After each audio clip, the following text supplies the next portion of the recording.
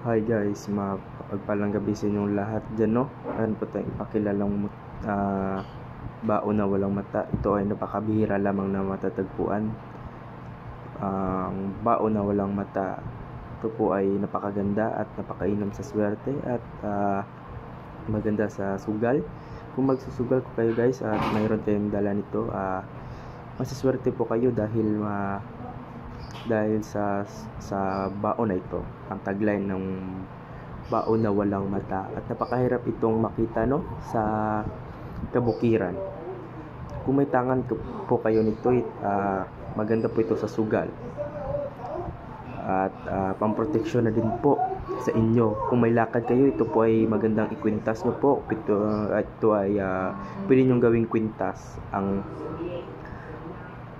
baon na walang mata. Ang laman naman ito guys, pwede nyo gawing lana. Ito ay napakaganda ding lana. Gawin yung lana guys, lagay nyo sa isang bote guys, at yun ang gagamitin nyo, no, na ipapahid kung sakaling gagawa kayo ng kwintas gamit ang baon na walang mata. Ito ay napakaganda rin sa negosyo, no? Kung meron kayong negosyo, ito po ay napakaganda rin. At palagi nyo itong tangan, ilalagay nyo po sa lalagyan ng pera ang